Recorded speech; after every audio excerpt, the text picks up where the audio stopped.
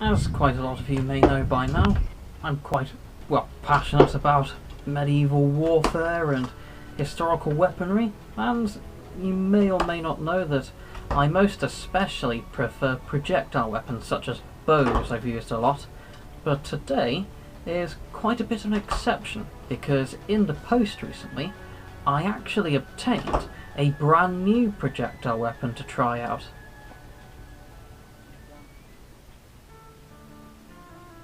Greetings, Masters of the Genie. It is myself, Jonathan, also known as the PC Genie. I've got a package today. I won't pretend it's a fan package or anything. I bought this myself on the internet. But inside the package is basically the most portable projectile weapon in the world. Now, obviously, as per I mentioned on my first few answers to the 300 question video, I always open these packages with weapons, so I might as well demonstrate that again in this video, even though I already demonstrated it in the other video. And here we are. So, let's open it up. I've chosen the kukri because I could use things like my saber I was going to use, but I might end up shifting off camera or something.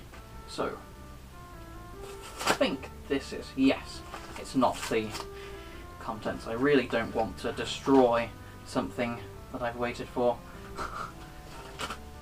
So I shall open it up like that, and yeah, there we are.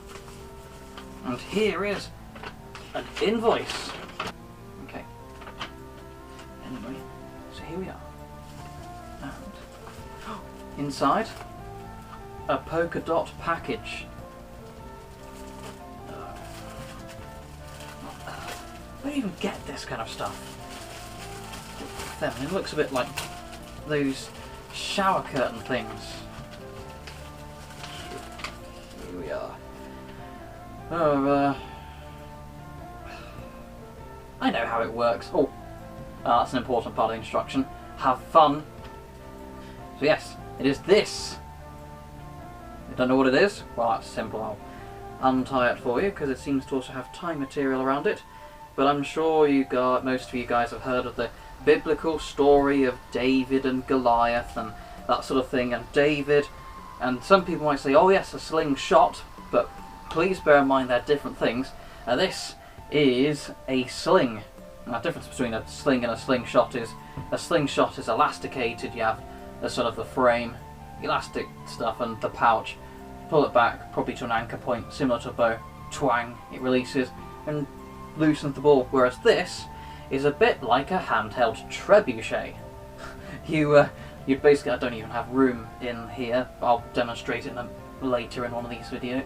Well, later in this video, in fact, in another clip.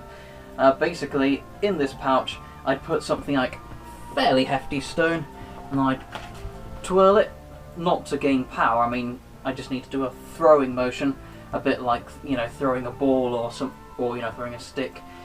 It's that kind of motion, but it's useful to do a bit of a twirl overhead first, because A, helps to stop your sling from being drooping down and the rock or whatever maybe rolling off. But apart from that, you can also make sure you've got it ready just in the momentum before you're going to do the actual swing, and then release. Also means it's like aiming. It's a bit like to those who maybe do archery, or if you've got a crossbow or something. It's a bit like aiming first.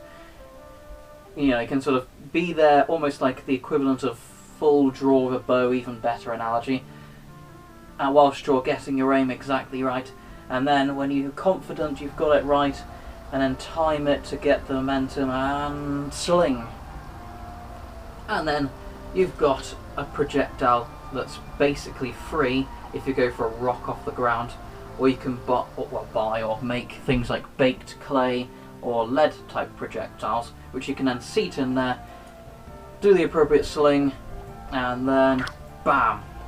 To those of you, actually I haven't mentioned, those who don't know how exactly it works, basically you'd have this sort of loop end, and that will go, some people like it in their pinky, index finger, middle finger, that sort of thing, but basically on one of your fingers, so this part never comes free, and the other part is a knot, and then in that you put it usually between your finger and thumb, do the appropriate twirl, and then when it's time to release, you basically do that throwing motion, and at the right time, you just let go of the finger and thumb.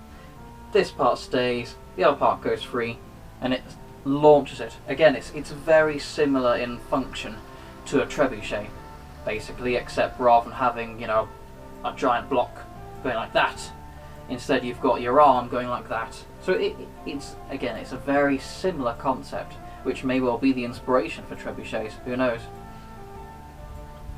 Well, I hope you enjoyed this video, and obviously if you liked it, don't forget to like it, and if you want to subscribe for more of this sort of rubbish, then feel free. But yeah, suffice it to say, this won't be my only video on slings. I'll go into much more detail in the future, and in fact I'm just after this planning on making another video that discusses the weapon and its implications in much greater depth, and actually show the rest of those clips I took, which you saw part of, with me actually using the sling at my local river in the village I live in. So yeah, see you guys later.